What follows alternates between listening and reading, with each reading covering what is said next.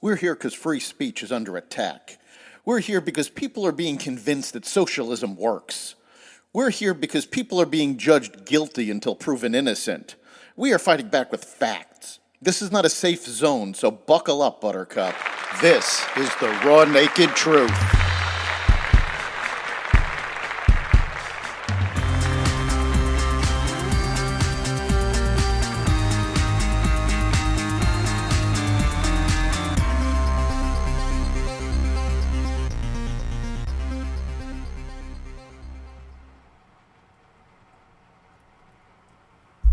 Welcome to the Raw Naked Truth. I'm your host, Eric Lopkin. On our previous podcast, we discussed the Steele dossier, which was a fake document that FBI agents used to fraudulently obtain a FISA warrant against the Trump campaign. We also pointed out that the FBI had been weaponized against Obama's political enemies when they illegally obtained phone records of Associated Press reporters. Well, the FBI has been weaponized again, this time against Project Veritas, which has interviewed numerous whistleblowers who came out against the Biden administration's policies. Project Veritas' James O'Keefe released this statement. Because on November 4th, Project Veritas came under attack. I awoke to the news that apartments and homes of Project Veritas journalists, or former journalists, had been raided by FBI agents. It appears the Southern District of New York now has journalists in their sights for the supposed crime of doing their jobs lawfully and honestly, or at least this journalist. I had to think long and hard before making this statement. It's a decision that only I can make. They don't want me to defend myself and immediately try to silence me. That's why the cover letter to the grand jury subpoena we received contains this language. Quote, "The government hereby requests that you voluntarily refrain from disclosing the existence of the subpoena to any third party. While you are under no obligation to comply with our request, we are requesting you not to make any disclosure in order to preserve the confidentiality of the investigation and because the disclosure of the existence of this investigation might interfere with and impede the investigation." Unquote. But while the Department of Justice requested us to not disclose the existence of the subpoena, something very unusual happened. Within an hour of one of our reporters' homes being secretly raided by the FBI, the New York Times, who we are currently suing for defamation, contacted the Project Veritas reporter to ask for comment. We do not know how the New York Times was aware of the execution of a search warrant at our reporter's home or the subject matter of the search warrant, as a grand jury investigation is secret. The FBI took materials of current former Project Veritas journalists, despite the fact that our legal team previously contacted the Department of Justice and voluntarily conveyed unassailable facts that demonstrate Project Veritas' lack of involvement in criminal activity and or criminal intent. Like any reporter, we regularly deal with the receipt of source information and take steps to verify its authenticity, legality, and newsworthiness. Our efforts were the stuff of responsible, ethical journalism, and we are in no doubt that Project Veritas acted properly at each and every step. However, it appears journalism itself may now be on trial. Late last year, we were approached by tipsters claiming they had a copy of Ashley Biden's diary. We had never met or heard of the tipsters. The tipsters indicated the diary had been abandoned in a room in which Ms. Biden stayed at the time, and in which the tipsters stayed in temporarily after Ms. Biden departed the room. The tipsters indicated that the diary included explosive allegations against then-candidate Joe Biden. The tipsters indicated that they were negotiating with a different media outlet for the payment of monies for the diary. The tipsters were represented by attorneys who handled the negotiations with Project Veritas. We investigated the claims provided to us, as journalists do. We took steps to corroborate the authenticity of the diary.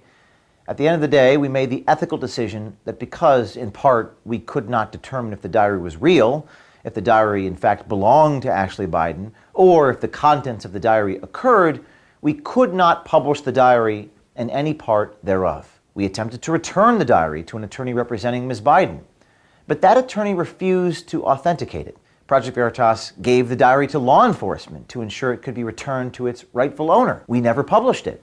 Now, Ms. Biden's father's Department of Justice, specifically the United States Attorney's Office for the Southern District of New York appears to be investigating the situation, claiming the diary was stolen. We don't know if it was, but it begs the question: in what world is the alleged theft of a diary investigated by the President's FBI and his Department of Justice?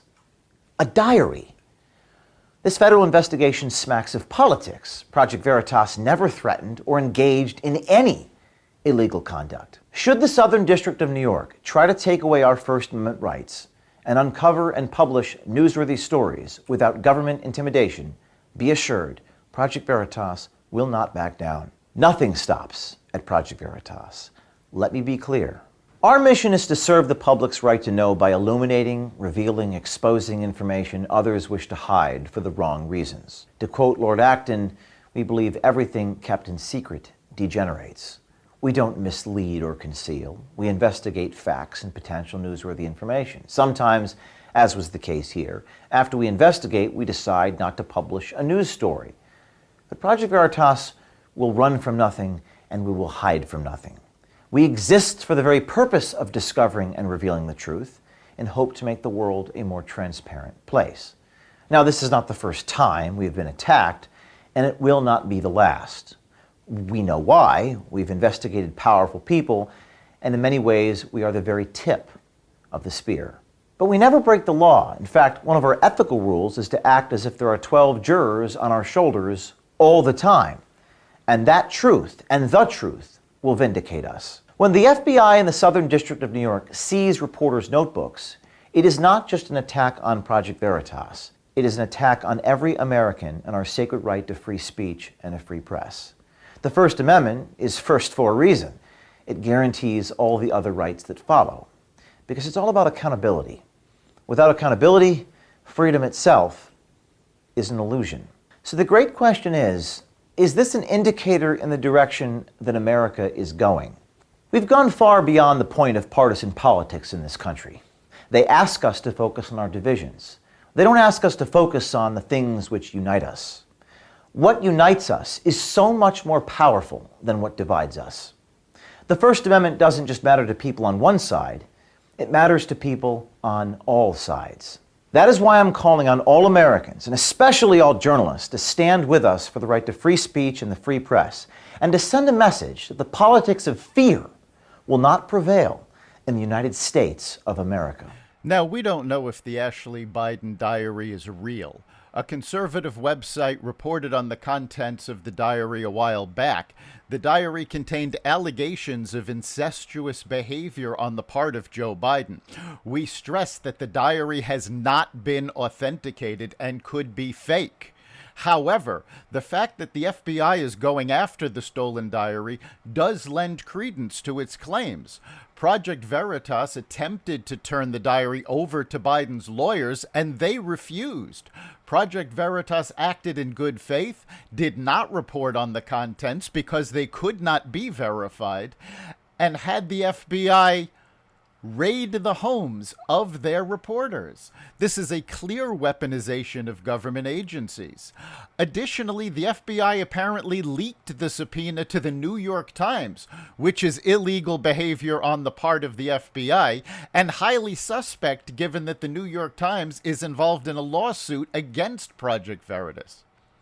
If the diary is verified as true, it revealed disgusting, immoral, and illegal behavior by the president, and he needs to be held accountable. If it is proven to be false, he needs to be vindicated. Either way, Project Veritas acted in the best possible way as true journalists. I'm Eric Lupkin, and that's the raw naked truth.